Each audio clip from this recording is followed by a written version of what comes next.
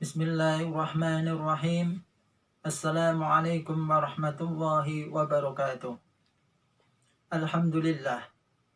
Alhamdulillahilladzi akramana bi syahri Ramadan wa akramana bi syahril Qur'an. Ashhadu an la ilaha illallah wahdahu la syarika lah wa ashhadu anna Muhammadan abduhu wa rasuluh. Allahumma salli wa sallim ala sayyidina Muhammadin tibbil qulubi wa dawaiha wa afiyadil abdani wa shifaiha wa nuril absari wa diyaiha wa qutil arwahi wa hidaiha wa ala ali wa sahbihi amma ba'd. Alhamdulillah, segala puji bagi Allah yang telah memberikan nikmatnya kepada kita semua, baik nikmat rohani maupun nikmat jasmani.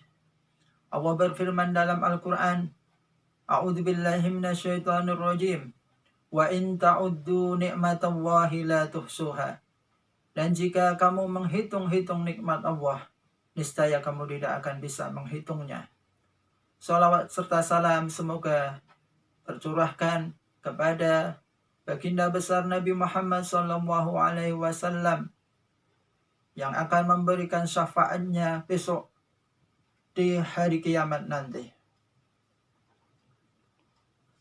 Para pemirsa yang dimuliakan oleh Allah Subhanahu wa Ta'ala, baik dimanapun Anda berada, langsung saja di sini nanti saya akan membahas atau mempelajari tentang baca tulis Al-Quran. Rasulullah SAW telah bersabda, khairukum man ta'allama al-Quran. Sebaik-baik kalian adalah orang yang mau belajar Al-Quran dan mau mengajarkannya. Rasulullah SAW juga bersabda, iqra'ul Quran, fa innahu ya'ti yaumal qiyamati syafi'an li ashabi. Bacalah Al-Quran, karena sesungguhnya Al-Quran itu akan datang di hari kiamat dengan membawa syafaat atau pertolongan bagi para pembacanya. Di sini nanti saya akan membahas tentang hukum nun mati atau hukum nun sukun atau tanwin bila bertemu huruf hijaiyah. Nanti di sini hukum nun mati atau tanwin bila bertemu huruf hijaiyah, hukumnya nanti ada 5. Tentunya yang sudah pernah belajar pasti ingat. Nah, hukum nun mati atau tanwin bila bertemu huruf hijaiyah nanti hukumnya ada 5. Yang pertama adalah idhar atau idhar halqi. Diingat, di sini nanti ada idhar halqi, ada idhar safawi. Yang dibahas di sini nanti adalah idhar halqi. Ya, kalau idhar halqi itu adalah idhar atau hukum nun mati atau tanwin bila bertemu huruf hijaiyah. Nah, nanti kalau idhar safawi itu ada hukum mim mati. Beda ya. Ingat, jangan salah. Ya, yang dibahas di sini adalah hukum nun mati atau tanwin bila bertemu huruf hijaiyah nanti ada 5. Tadi ya, idhar halqi. Yang pertama idhar halqi, yang kedua adalah idgham bihuna, yang ketiga adalah idgham bilahuna, yang keempat adalah iklab, dan yang kelima adalah ifa hakiki. Nah, nanti kita bahas satu persatu. Yang pertama adalah idhar halqi. Idhar halqi. Sekarang pengertian idhar. Pengertian idhar menurut bahasa, ya. Idhar menurut bahasa itu adalah artinya idhar itu jelas, ya. Jelas. Makanya nanti kalau ada bacaan idhar harus dibaca jelas. Baik itu ada nun mati atau tanwin atau nun sukun atau tanwin, ya. Di sini tanwin itu bisa fathah tanwin, kasrah tanwin, dhamma tanwin. Nah, itu disebut tanwin. Nah, kalau ada nun mati atau tanwin bila bertemu huruf hijaiyah, ya, yang huruf idhar ini nanti jumlahnya ada 6. Yang pertama adalah hamzah. Yang kedua adalah hamzah, ha, kha, ain, hin, ha. Ya. Ini jumlah huruf idhar itu ada 6. Diingat, jangan sampai lupa.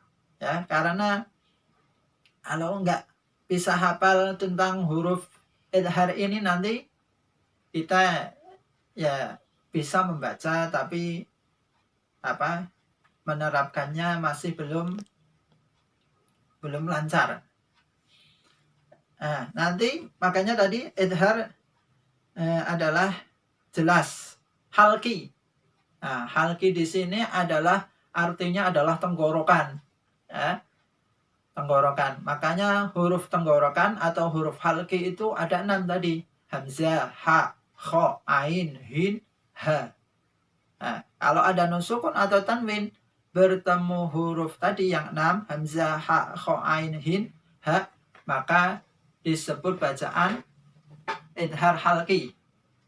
Nah, sekarang pengertian dari idhar halki adalah apabila ada nun sukun atau tanwin bertemu huruf tadi 6, hamzah, ha, kha, ain, hin, ha. Nah, maka disebut idhar halki. Nah, nanti kita bahas ya hukum nun sukun atau tanwin. Hukum nun sukun. Yang pertama adalah hukum nun sukun atau tanwin.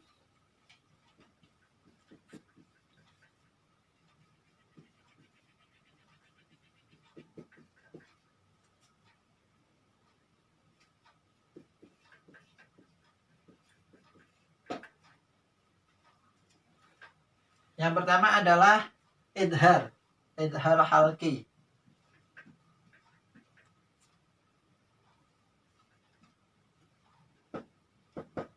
Nah, idhar halki tadi adalah apa?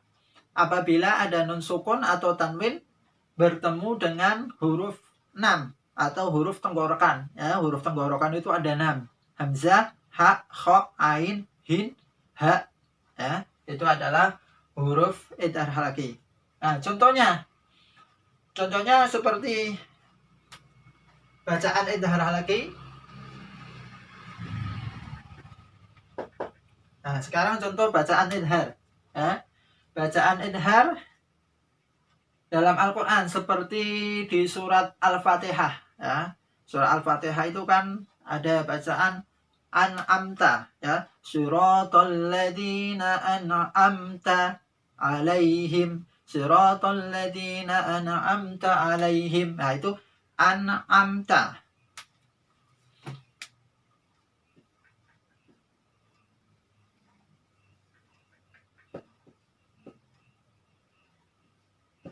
Nah, ini adalah lafadz contohnya an'amta di surat Al-Fatihah. Nah, kenapa kok ini dinamakan an'amta, ini ada bacaan idhar halki? Idhar halki. Ya, karena di sini adalah ada nun sukun. Ya, ini nun sukunnya. Nun sukun. Ini namanya nun sukun atau nun mati.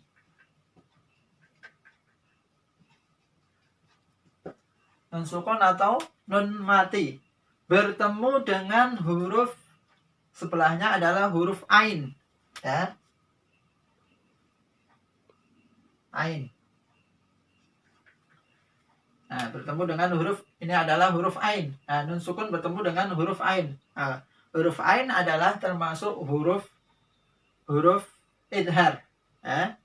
Nah, makanya dibaca an'amta, dibaca jelas. Ya. Karena idhar itu artinya tadi apa? Jelas. Dan halki adalah tenggorokan. Nah, ini contohnya masih banyak ya di Al-Quran. Contoh ini adalah masih banyak bacaan idhar halki itu. Ya. Loh, kenapa kok saya nerangin hukum bacaan nun sukun atau tanwin? Ya. Karena hukum bacaan nun sukun atau tanwin itu yang paling banyak di Al-Quran. Ya. Setiap kita buka Al-Quran pasti ada di situ ada bacaan hukum nun sukun atau tanwin paling banyak. Ya. Kalau seperti yang lain seperti apa? seperti mad wajib, ya, mad jaiz munfasil, ya, mad iwad. Itu di Al-Qur'an ya ada, tapi cuma kita jarang menjumpainya. Yang paling banyak adalah hukum nun sukun atau tanwin ini yang sering keluar di dalam Al-Qur'an, ya. Nah, ini contohnya masih banyak. Kalau saya nanti ngasih contoh sampai detail semua, nanti waktunya nggak selesai, karena ini waktunya cuma sebentar, ya. Namanya saja juga pesantren Ramadan.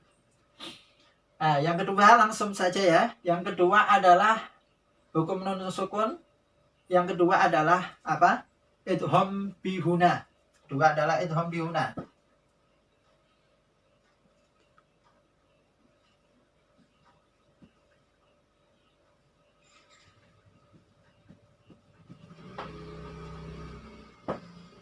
Idgham bihuna, ya. Nah, apa pengertian idgham bihuna? Nah, idgham menurut bahasa, ya. Idgham menurut bahasa itu adalah idkhalu syai' bi syai', yang dinamakan idgham, ya. Idkhalu syai' bi syai', yaitu memasukkan sesuatu ke dalam sesuatu atau memasukkan sesuatu ke sesuatu. Nah, idgham. Nah, terus bihuna. Nah, bihuna itu adalah artinya dengan berdengung. Nah, tadi berarti cara membacanya dimasukkan dengan berdengung, ya, ditekan sebanyak kira-kira sebanyak 2 ketukan atau 2 harokat. Nah, terus sekarang pengertian idgham bihuna itu apa?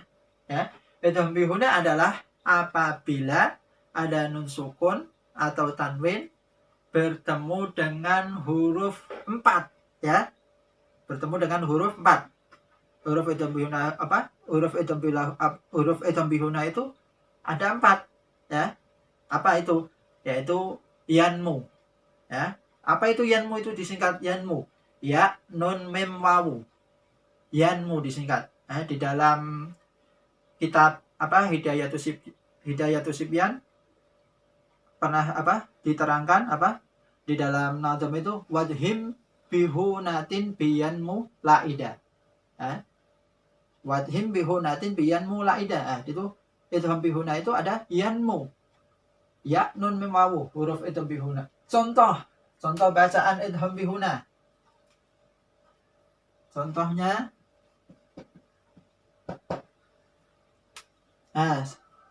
idgham bihuna seperti di Al-Qur'an, di surat Al-Zalzalah ada, ya. Famay ya'mal. Nah, cara membacanya itu tulisannya adalah famay ya'mal, ya.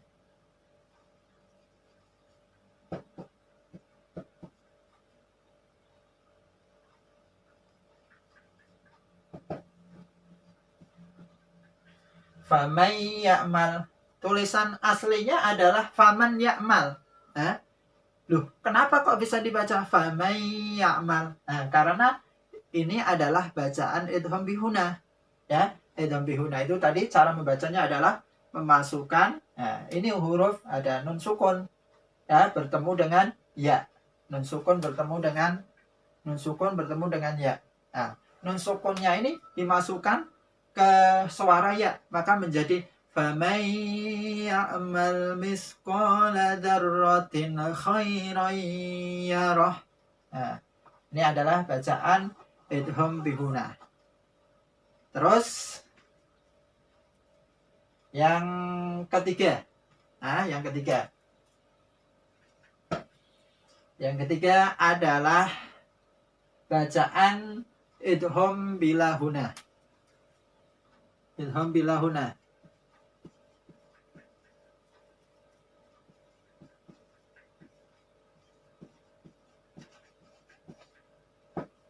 Nah, yang ketiga ini adalah idgham bilahuna, ya. Hampir sama, ya, seperti idgham bihuna, bacaan idgham bilahuna, cuma beda hurufnya. Kalau tadi idgham bihuna itu apabila ada nun sukun atau tanwin bertemu dengan ya nun mim wawu. Nah, kalau idgham bilahuna ya apabila ada nun sukun atau tanwin bila bertemu dengan huruf lam dan ro, ya lam sama ro. Karena huruf idgham bilahuna itu jumlahnya cuma 2, ya lam sama ro. Nah jadi nanti kalau ada nun mati atau tanwin bertemu dengan lam sama ro itu, maka disebut bacaan idgham bilahuna, ya. Karena idgham itu tadi artinya apa? Memasukkan. Bilahuna. Nah, bilahuna itu berarti tanpa berdengung. Nah, ya, contohnya seperti apa? Milladunka. Milladunka. Ya. Contohnya.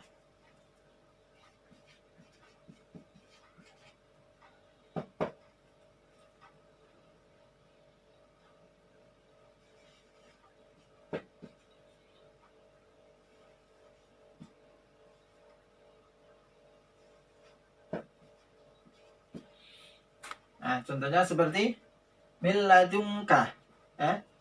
Di sini milladunka atau milladunka itu ada hukum bacaan nun sukun bertemu dengan huruf lam, ya. Bertemu dengan huruf lam. Nah, lam ini adalah huruf idgham bilahunah. Yang tadi jumlahnya ada 2, ya, lam sama ro. Nah, kalau di sini adalah nun sukun bertemu lam. Nah, cara membacanya maka nun sukunnya dimasukkan ke huruf lam, tapi tanpa berdengung, langsung mil ladunka, jangan ditekan mil, tapi mil ladunka, masuk langsung tanpa didengungkan, ya mil ladunka. Nah ini gampang, ya gampang, ya. Terus yang selanjutnya adalah hukum bacaan selanjutnya adalah yang keempat adalah iklab, ya iklab. Yang keempat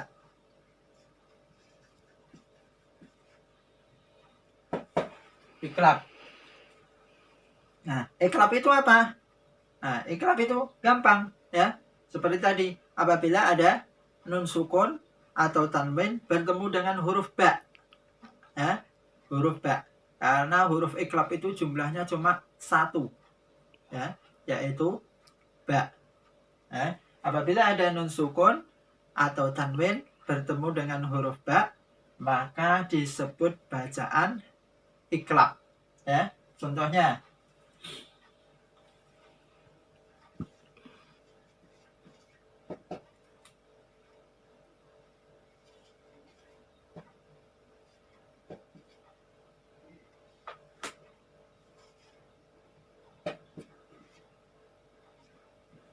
contohnya seperti min ba'di. Tulisannya adalah min ba'di. Tapi cara membacanya, nun sukunnya disuarakan seperti suara mim, ya. Menjadi mim ba'di, ya. Di surat apa itu? Al-Bayyinah ada, ya di surah Al-Bayyinah ada di apa? Innal ladzina kafaru min ahlil kitabi wal musyrikin fi nari jahannam khalidina fiha apa di surat Al-Bayyinah, innal ladzina kafaru min ahlil kitabi wal musyrikin fi nari jahannam khalidina fiha ulaika hum syarrul bariyah innal ladzina amanu wa amilus solihati ulaika hum khairul bariyah jazaohum inda rabbihim mim ba'dihim jannatu mim ba'dihim jannatu adnin tajri min tahtihal anharu khalidina fiha abada. Ada kata mim ba'di, ya. Cara membacanya adalah mim ba'di, ya, bukan min tapi mim ba'di. Mim ba'di. Suaranya disuarakan seperti huruf mim. Nah, ini adalah bacaan iklab. Terus yang terakhir hukum nun mati atau tanwin yang terakhir yaitu ifa hakiki. Ifa hakiki.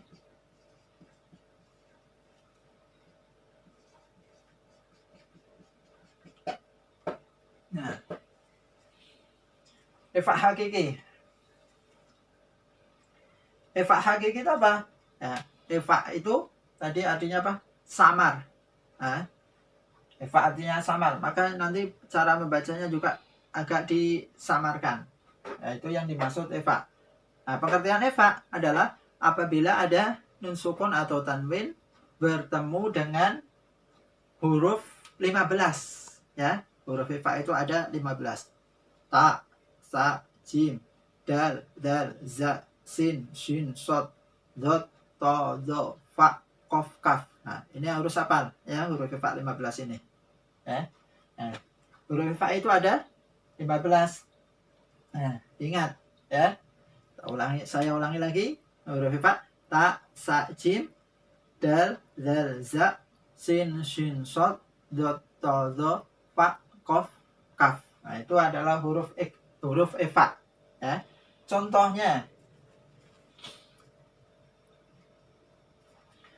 ifa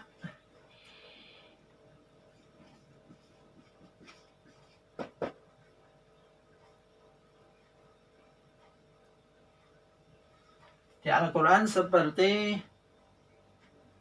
mangkana, ya, mangkana.